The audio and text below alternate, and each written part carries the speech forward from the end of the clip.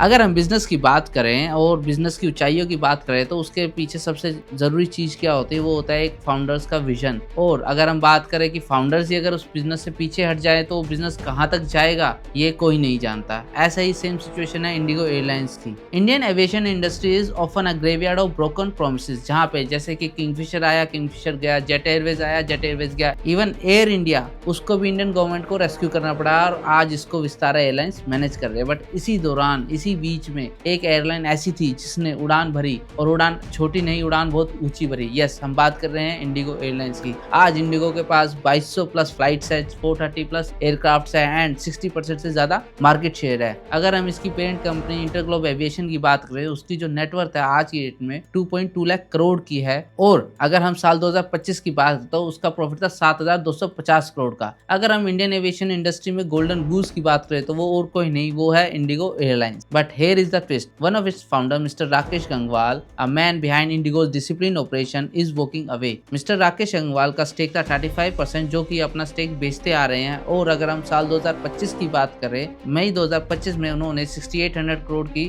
Block cell करी थी and August 2025 में भी उन्होंने 7000 करोड़ की ब्लॉक सेल करी। और आज की डेट में उनका जो स्टेक है वो 5% से भी कम आ गया है। अगर हम नॉर्मल आंखों से देखें तो हमें ये लगेगा कि नॉर्मल एग्जिट है, एक बिजनेसमैन है जिसने पैसा बनाया और अब रिटायरमेंट हो रही है। बट अगर आप इसको थोड़ी गहराई में जाके देखोगे तो आपको पता लगेगा ये एक नॉर्मल एग्जिट नहीं था, ये था क्लैश ऑफ ट्रस्ट। चलिए थोड़ा फ्लैशबैक में जाते हैं और बात है ये 2006 की, जहाँ पे दो विजनरी फाउंडेशन, एक मिस्टर राकेश गंगवाल, दूसरा मिस्टर राहुल भाटिया, जिन्होंने मिलकर खड़ी करी एक Indigo airlines. Mister Rakesh Gangwal एक यूनाइटेड एयरलाइंस के एग्जीक्यूटिव थे, जहाँ पे उन्होंने पूरा ऑपरेशंस कैसे मैनेज होता है वो देखा था। दूसरी तरफ मिस्टर राहुल भाटिया जो कि बिजनेसमैन थे और इंटरग्लोब एंटरप्राइज के फाउंडर थे, जिनको फाइनेंस और स्ट्रेटेजीज की एक्सपर्टीज थी। दोनों ने मिलकर एक सिंपल फॉर्मूला क्रिएट किया, low cost high discipline no drama airlines. And साल 2015 तक आते आते इंडिगो नंबर 1 पर आ गई थी और उनका आईपीओ भी आ चुका था। लेकिन सक्सेस के साथ आई ईगो और ईगो के साथ आया कन्फ्लिक्ट। मिस्टर गंगवाल ने राहुल भाटिया जी पर आरोप लगाए कि वो कॉर्पोरेट गवर्नेंस की वायलेशन कर रहे हैं और उनकी जो कंपनी है इंटरग्लोब एंटरप्राइजेस वो इंडिगो एयरलाइंस को ज्यादा कंट्रोल कर रही है। एंड उन्होंने यहाँ तक ये भी कहा कि काफी ज्यादा रिलेटेड पार्टी ट्रांजैक्शन हो रही है, जहाँ पर बोर्ड ने बिना प्रॉपर स्क्रूटनी करे उन ट्रांजैक्शंस को अप्रूव भी कर दिया। राकेश गंगवाल ने कहा, this is not about the profit, this is about the principle and he has reported this to the SEBI also. उन्होंने सेबी को कंप्लेंट किया और शेयर होल्डर के राइट्स और बोर्ड की इंडिपेंडेंस को क्वेश्चन भी किया। बेसिकली उनका कहना था कि डिसीजन मेकिंग सिर्फ एक ही तरफ से हो रही है and this is very dangerous for any listed company. जब ये बात सुलझी नहीं तो दोनों फाउंडर्स पहुंच गए London court of international arbitration. वहां पे पहले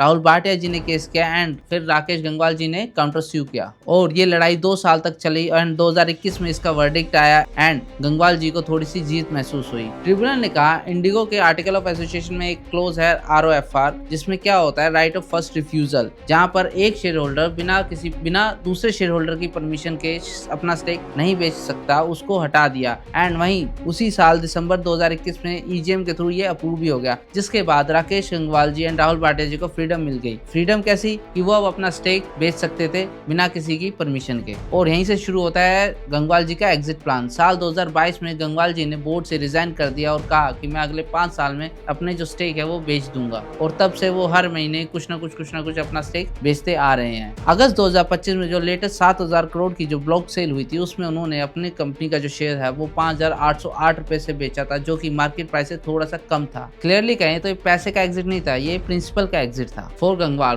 प्रॉब्लम कभी प्रॉफिट की नहीं थी, प्रॉब्लम थी तो गवर्नेंस की, कंट्रोल की, ट्रस्ट की। उनका मानना था कि जो आर्बिट्रेशन है उन्होंने ओनरशिप का इशू तो रिजोल्व कर दिया, बट जो रियल कल्चर इशू था वो रिजोल्व नहीं कर पाए। जहाँ पे इंडिपेंडेंट मेंबर्स तो आ गए बोर्ड में, बट ट्रू इंडिपेंडेंस अभी भी मिसिंग थी। जहाँ पे आपको पता है कि आपका पायलट अच्छा नहीं है तो उसके बावजूद आपका प्लेन चाहे कितना ही अच्छा हो, आप उस प्लेन से उतर जाते हो। आज राकेश गंगवाल जी के पास 5% से भी कम स्टेक है। ये कोई क्रैश नहीं है, ये कंट्रोल लैंडिंग है। और ये स्टोरी सिर्फ एक एयरलाइन की नहीं है, ये स्टोरी है हर एंटरप्रेन्योर के लिए, जहाँ पे आप जो कंपनी बिल्ड करते हो वो एक पार्टनरशिप पे बिल्ड होती है, वो एक ट्रस्ट पर बिल्ड होती है। और जब वो ट्रस्ट टूट जाए तो आपकी बैलेंस शीट कितनी ही स्ट्रॉन्ग हो, उसकी फाउंडेशन हिल ही जाती है। So whenever you board IndiGo flight, so याद रखना जो सबसे स्टेबल प्लेन है वो भी ईगो और ट्रस्ट के कॉन्फ्लिक्ट से हिल सकता है। For more such interesting videos please like our video, subscribe our channel and बने रहिए, हम आप तक ऐसी चीजें लाते रहेंगे।